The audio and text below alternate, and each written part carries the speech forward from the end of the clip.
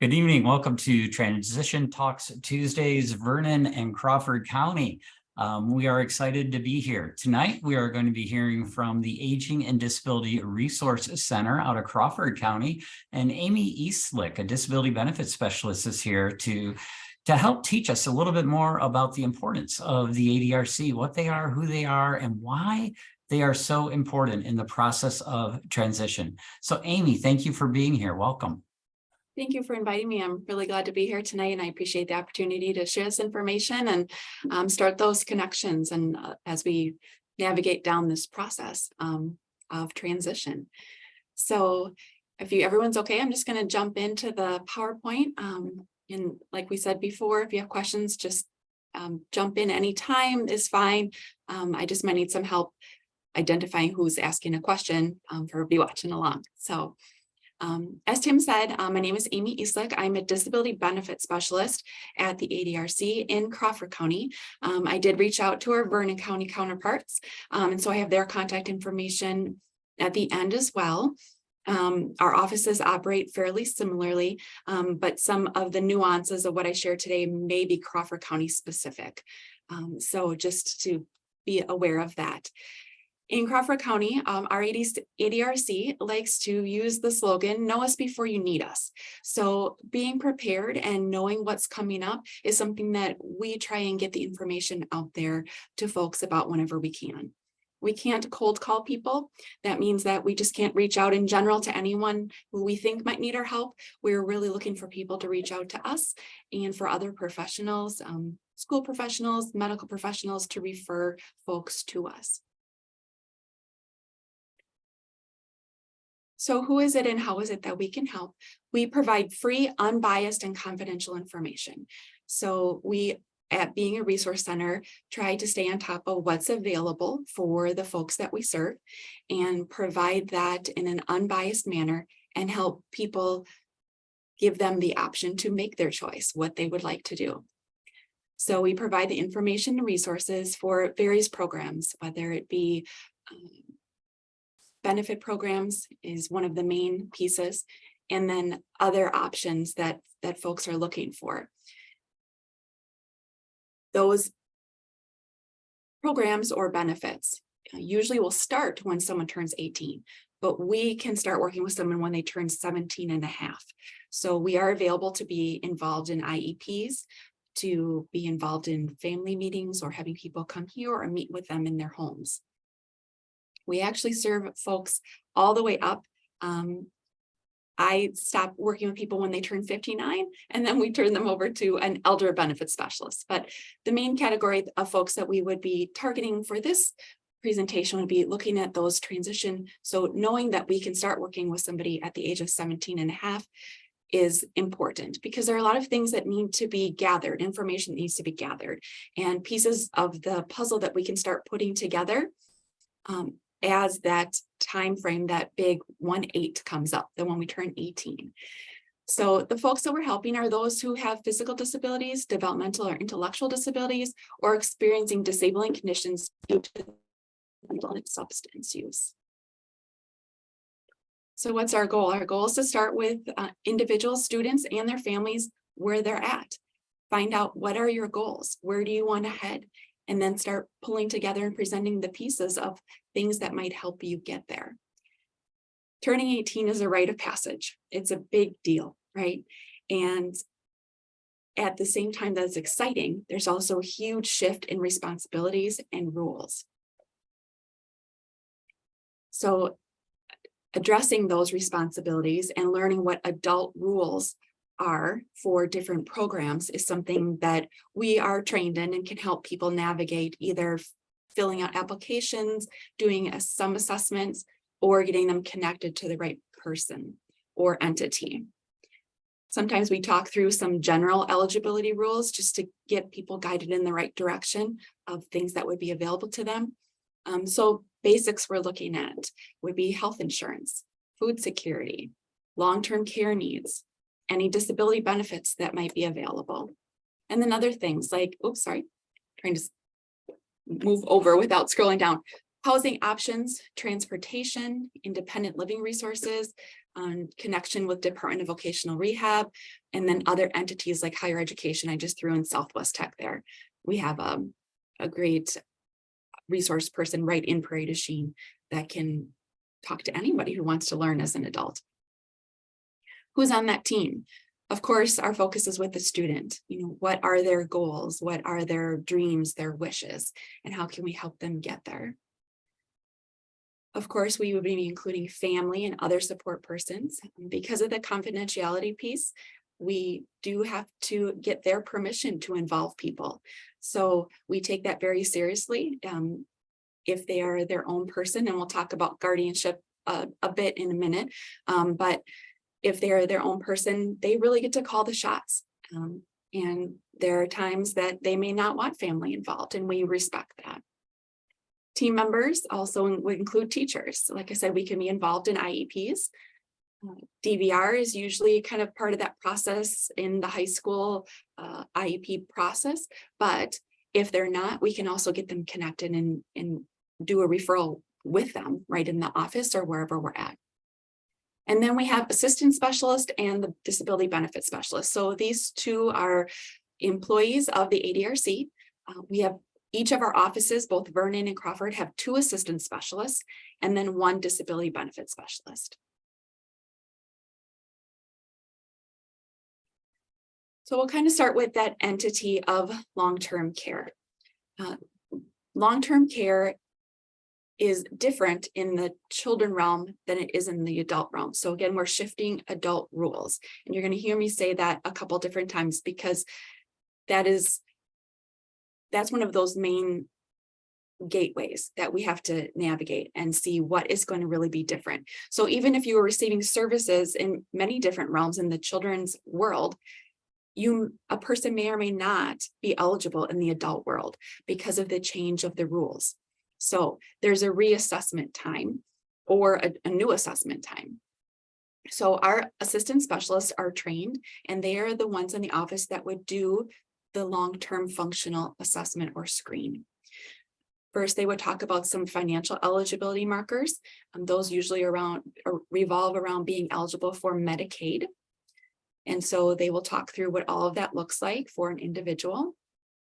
And then they would go through all of the questioning. Usually that's done in a person's home. Sometimes that can be done in the office, but now we're finally getting back to some of that face-to-face interaction. So that is required for that piece of the puzzle for this. Once that face-to-face assessment is done, then the assistant specialist also has to get further documentation from the school and from medical providers. I'm not trained on how to do that. I'm actually not allowed to do that because it's a conflict of interest with someone who is applying for disability.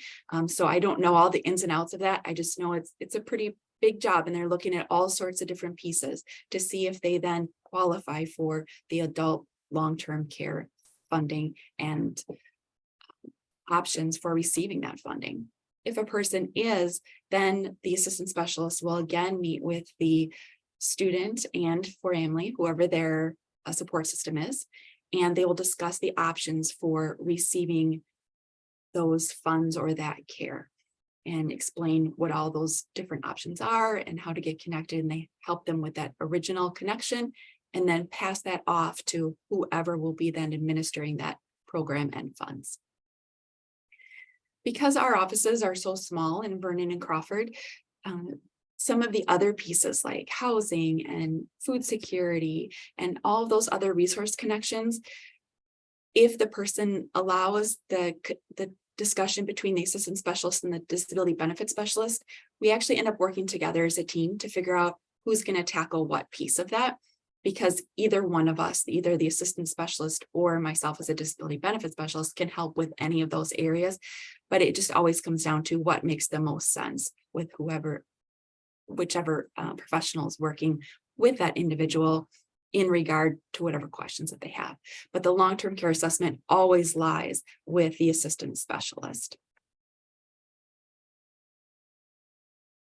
Okay, before I scoot along to the next piece of it, that can really be worked on, and that process can be begun at the 17 and a half age mark. So sometimes when you're looking at all of these balls that are up in the air and pieces of the puzzle need to be put together, when that shift in responsibility and it really comes down to legal and financial responsibilities at age 18. When that happens, the more they can get done in advance, the better. Sometimes along this process, looking at guardianship is another piece. And that's something that I usually recommend that process get connected and started, and we can get people pointed in the right direction. We don't help with that, but we can get people connected to who can help with that.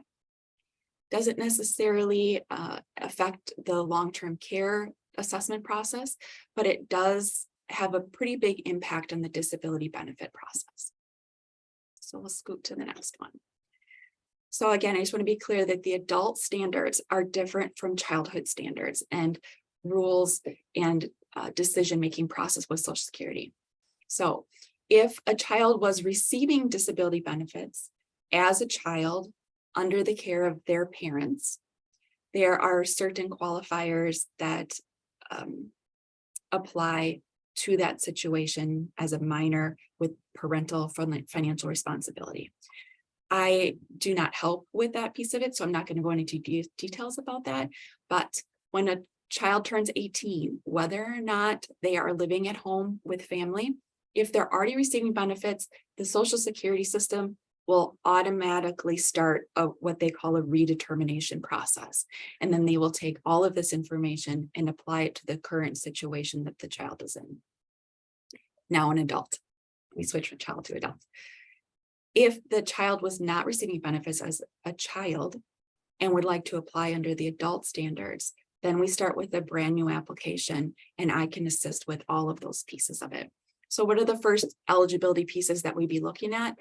If an individual is working, if they're making over $1,470 per month, and that's a gross number, and that's the new number for 2023, they would actually not be eligible to apply for benefits at all. There are some exceptions to that, and I could probably spend hours talking about exceptions, but one of the main pieces is if a person is getting accommodations at their work, and that has a huge range of what that looks like, that would be something I would talk with that individual or that team with very specifically, and then help present that to the Social Security field office for them to take into consideration, because that would adjust that number. So again, not going into all the details, but as we know, everyone's situation is so individualized, and that's why we like to sit down and really hear from each person. What are you looking for? What is going on for you right now? What are your needs? What are your goals? So we really try to tailor our assistance to each individual situation and really hear and understand what's going on. If we pass that financial marker, then we move on to that. The next piece is the medical eligibility. Social Security has a lot of rules about how this is met. It's not just a diagnosis. It is a myriad of information, both medical and work related. So they have to overlap these two pieces. Do you have a condition, and does it interfere with your ability to work? And it has to be in a duration of more than 12 months. So most often when kids are diagnosed at a younger age, they most often have something that may carry through with them throughout their life. Again, the childhood definitions are different than adult definitions. So that's why we're re-looking at all of this, whether it's a redetermination or a new application. I'm going to pause here for a second just to see if we have any questions. Probably should have done that before.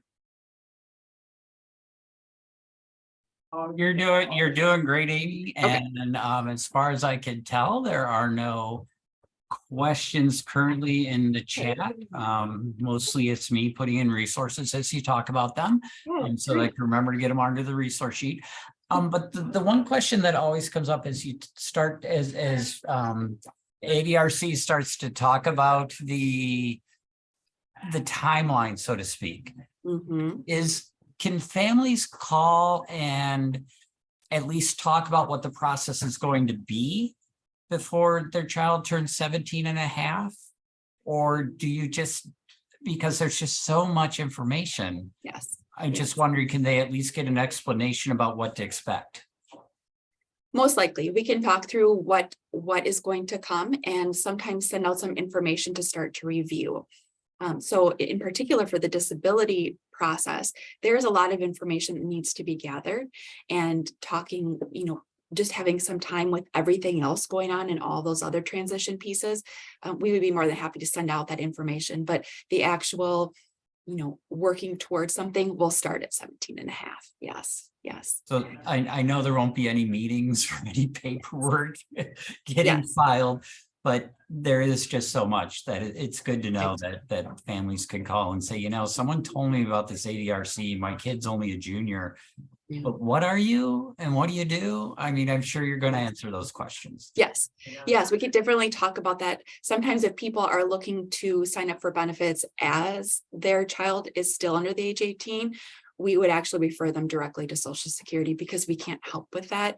But if they're already looking ahead, we can most likely send out some information so they can start to think about what that process is.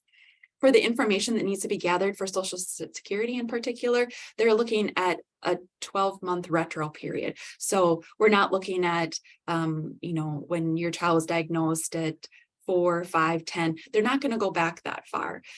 That was useful at that point to work through those pieces of a child's life. But now we're looking at what is their current functioning. And sometimes that can cause a problem if there was an assessment done early on, but nothing was really needed to be updated because they were receiving the services that they needed. So there's a few ways that we can gather some more current information, options that people have for that, either be on their own or through the Social Security process. So we would just work through all of that individually with a person and their team. Thank you. Yes. So I just wanted to also make a note here that two pieces as far as the timeline go.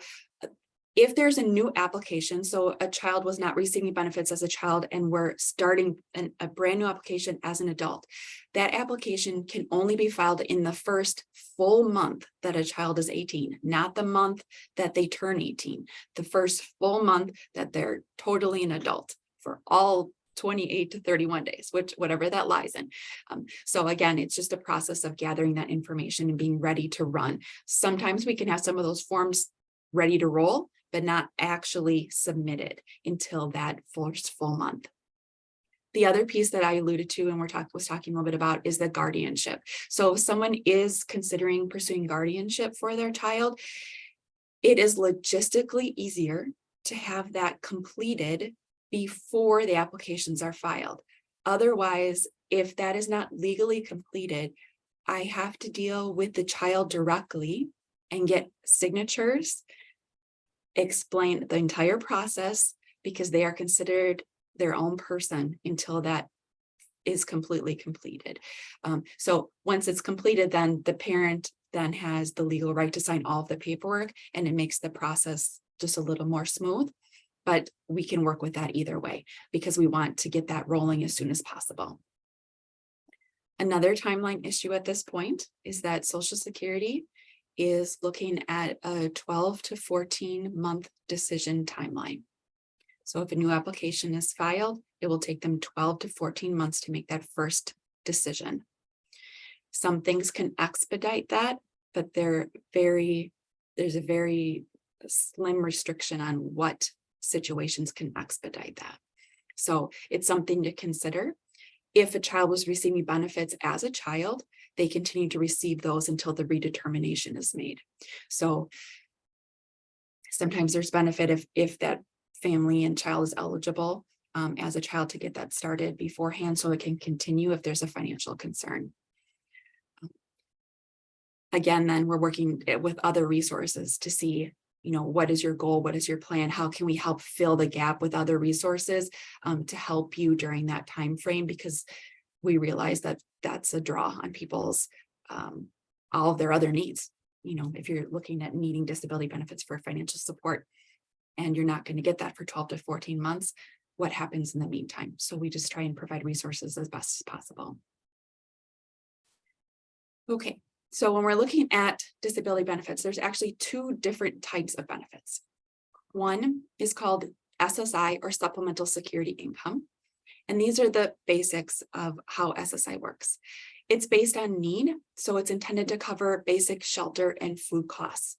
Based on need means that a person must have low income and maintain assets below $2,000. So Tim already has a whole bunch of other programming scheduled about how to handle some of those financial concerns if a child now becoming an adult is going to be receiving SSI long-term. And that's something really important to think about, especially if parents are really good about planning ahead and want some financial stability for their child long-term. Medical eligibility is again determined by SSA criteria, Social Security Administration criteria, and that is actually the same between the two different benefits. The living arrangement can affect the benefit amount. So again, because it's based on need and it's intended to cover basic shelter, if someone else is paying for housing, that can reduce the SSI benefit up to 1/3. So we talk through what does all that look like? How do you document that if the individual is still going to be living with parents and expected to pay rent? We just work through documenting that and learning what the rules are for that. The earned income of an individual can also affect the benefit amount without going through the whole calculation. A little less than half of a person's income is used to reduce the SSI dollar amount that they receive. SSI actually consists of a federal benefit amount. This year's maximum amount is $941. And in the state of Wisconsin, there's a supplement that comes from state itself in the amount of $83.78. That state supplement never fluctuates unless you don't get any federal benefit dollars. So as long as you get one federal SSI benefit dollar, you get that entire $83.78. There are some situations and timeframes when a person may not get any SSI for a period of time. And then they would also not get the state supplement. And that's usually because they're trying out some kind of work scenario and seeing how that's going to work for them. If a person is awarded SSI disability, they automatically get SSI Medicaid. So how that looks is if they were receiving some other type of Medicaid, whether it's Badger Care, continuation of Katie Beckett or something, they would actually switch over to what's called SSI Medicaid. So we know Medicaid has a general umbrella and there's different programs underneath there. And once a person receives or is deemed eligible for SSI, then they switch over to the SSI Medicaid. There's not a whole lot of difference in what that benefit actually looks like in real life. It's just called something different. The other type of disability benefit is Social Security disability insurance. So this is based on entitlement, and entitlement means that a person has paid into the Social Security system and has earned credits. Credits are paid into a system when a person works, and of course, some of those things are taken off of the top of our paychecks before we get the net income. And what's taken off to go to Social Security goes in this pot of funding. And if you have earned enough credits, which I'm not going to go into that calculation either, but there's quarters of credits, and we can talk through that and we can discover from Social Security if an individual is entitled and has credits that they can tap into. We can determine that. Then they can draw off of that. Because it's based on what a person pays into the system, that dollar amount varies based on how much was paid in, how many credits they have, and over what time period. It also varies a little bit based on the age of a person. So again, each individual situation will work through.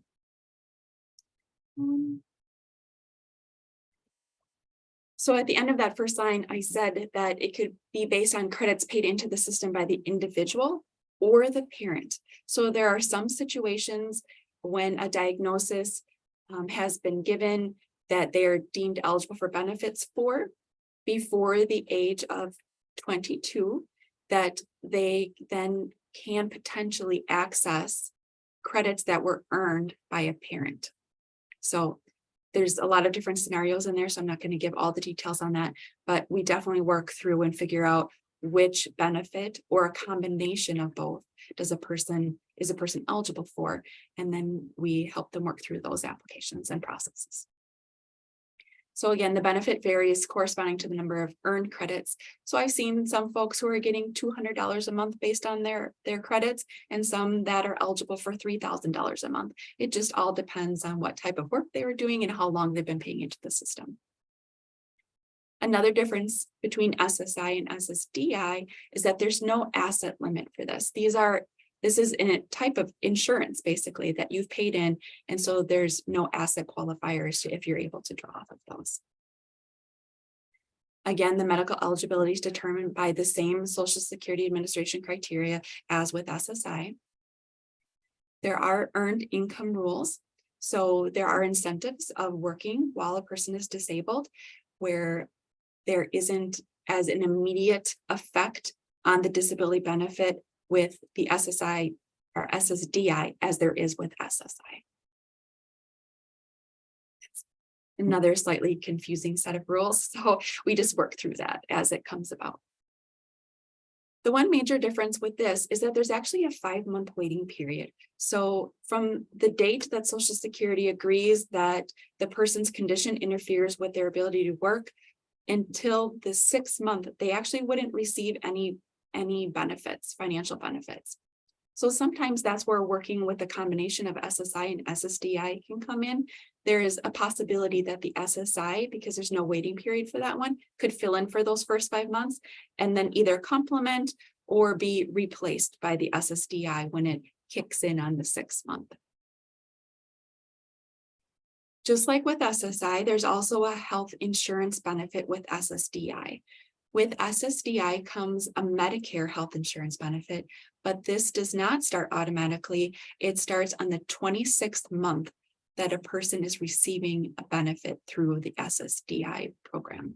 So usually in the meantime, then we're using Medicaid as a health insurance coverage if a person is eligible. And then we talk through what that transition looks like on the 26th month. Now, I do want to make one note here. I had already mentioned that it's taking Social Security 12 to 14 months to make that first decision. If there is a denial at that time, there is a process of appeal. And there's actually a second process of appeal if they're denied a second time. So sometimes when a person actually is approved and found favorable and receives a disability determination, those 26 months that they had to wait for Medicare might actually have already passed. And so when they find out that they're approved for disability benefits, not only are they receiving retroactive financial payment, but they automatically may be starting Medicare at that time as well. So in working through the Social Security process, there is a lot of hurry up and do something, and then a lot of wait. So all of these transition times, there's multiple transition times. So age 18, when you get approved, when Medicare starts, there's a lot of these different pieces, and we are definitely here to help with all of that. With Medicare in particular, we are trained to help folks to navigate what all of the options are available at that time as well. It's a whole new system. Medicare becomes the primary insurance provider. So there's just more choices that need to be made and more options at that time. So Hey, Amy. Yeah. Quick question. Absolutely. How long is the appeals process then? Does that have a variation, or that's similar to that waiting period? It's similar. So every time that you contact Social Security to say, I want to apply or I disagree with your decision, it's at this point, usually another 12 to 14 months. So in totality, if a person has to go through application, reconsideration, and then appeal, the second appeal, the person would actually appear before an administrative law judge. That process in totality could last anywhere from 3 to 4 years. Yes. So we try and assist along the way and help navigate that process again with all those other pieces of regular life that are going on in the meantime. I will note that if a person is appearing before an administrative law judge, at that point, I have to refer to an attorney. Because they would need different type of representation than what I can provide. There are very rare circumstances in which our office and our supporting agency, which is actually Disability Rights Wisconsin, could assist a person, but certain things have to happen in order for that to come to fruition. So yes, that process can look pretty lengthy. And then Mhm. do you have a list of attorneys that you guys work with or that you can direct families to? Yes, so we keep an updated list of folks who we know can help with the disability. Not all attorneys deal with disability, so we have a list that we can provide. And at any point, I just want to make clear, any point, anyone can retain an attorney. As I stated at the beginning, our services are free, unbiased, and confidential. An attorney would receive a cut of all of the back pay that a person would receive. And it's the lesser of 25%, or I think they just upped the dollar amount. It was $6,000. So whichever that lesser amount is of the total back pay that a person would receive. So sometimes that affects a person's decision on how they want to proceed. But then at the administrative law hearing piece of level, I just can't represent anymore. If a person were to obtain an attorney at any point, I would actually step back because we do similar things. We just do them in different ways. So we have different, I have a social work license. I'm not an attorney. I'm not a lawyer. So similar things, we just do them in different ways. There is one piece that kind of goes along with the work that attorneys do. They actually sign on in what's called an appointed representative, where they actually become the voice for their client, and they receive all the mail, and they're making, they have to consult with their client, but they are really making that process go. We can do that in, again, very rare occasions. And that would be situations where individuals don't have the cognitive capacity nor a team of family or friends to help them through the process. So it is a possibility, but it's something that I need to get permission to do. And then my role in that would end as soon as they get approved for benefits. So. Okay, and I think I've talked about that a combination of the SSDI and the SSI benefits is possible depending on the dollar amounts that are available. And then I would be really involved in helping people understand what the implications of the rules for both of them are going forward. There are some pretty strict reporting responsibilities that if they're not followed can sometimes result in an overpayment, which is another process of receiving Social Security benefits that I can assist with, but we want to avoid that at all costs because it can get really messy. Okay, so I just want to talk a little bit about possibly some of those other things. If a person is awarded benefits, there are pieces of appealing different phases, appealing overpayments. There's a process called a continuing disability review that happens in set periods of time, and it's all based on a person's disability. So it could be as early as 12 months, it can be 3 years, it can be 5 years, sometimes 7 years. But Social Security will continue to check in at whatever interval is set to determine whether or not a person remains eligible according to the rules. When a person first applies for disability, it is the person's burden of proof to show that they are disabled. Once they are approved for disability benefits, it's the burden of Social Security to prove they are no longer disabled.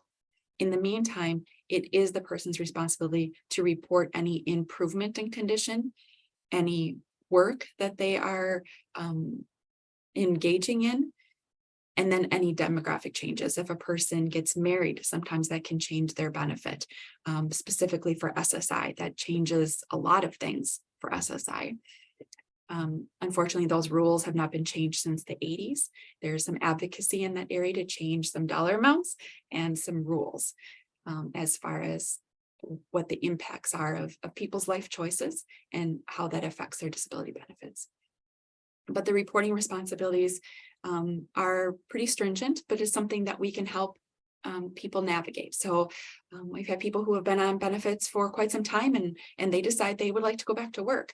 And that's perfectly fine because you can work and be on disability at the same time. It's just understanding which rules apply to disability and work and getting them reported correctly. And we can help people get connected, learn that process of reporting, and make sure that it's done correctly so that they don't have any of those issues going forward.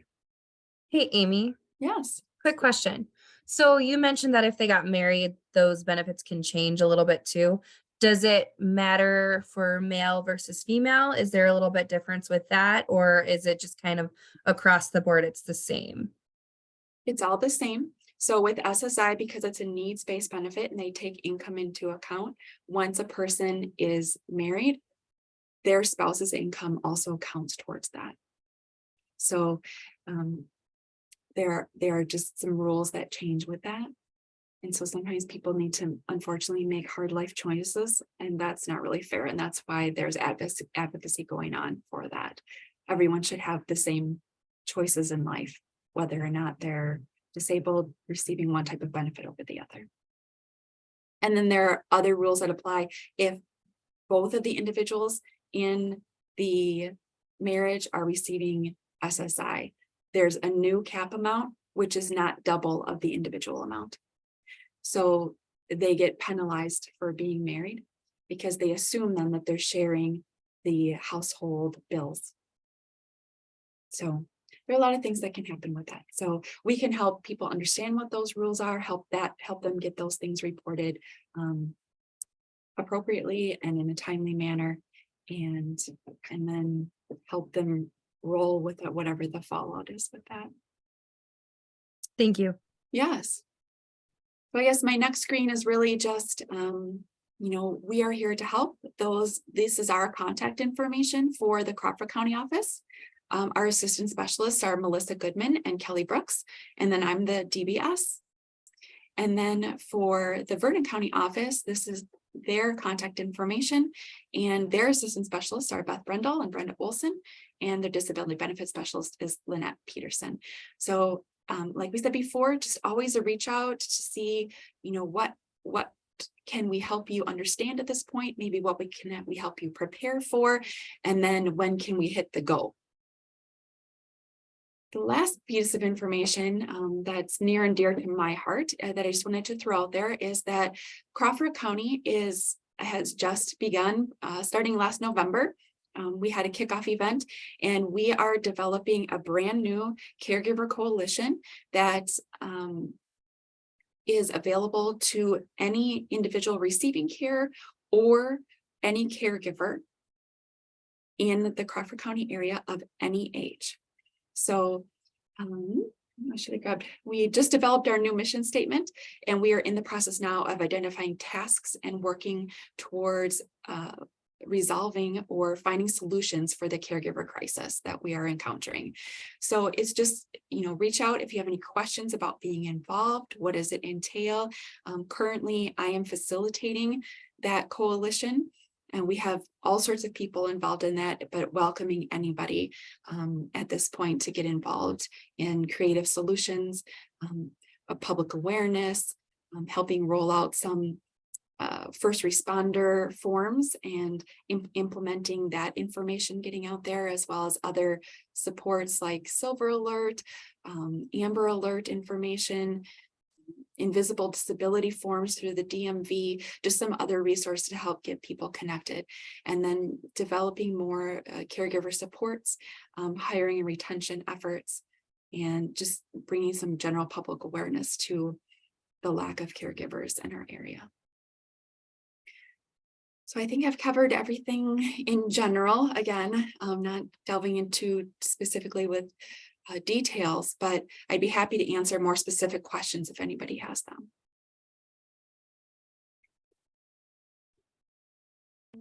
Any other questions? The only one I have, Amy, is that I Googled as best I can, but I can't find a website yet for the Crawford County Caregiver Coalition. Will that Which be we don't have yet. Okay, Nope. so therefore that's why. And also one of the links, I'm like, oh, there's a link to the kickoff event. No, it's dead already. I'm like, Yes, we've already had it. so yes. But Yes. that sounds really exciting. And that just could make a world of difference for people in Crawford. You're hoping so, yes.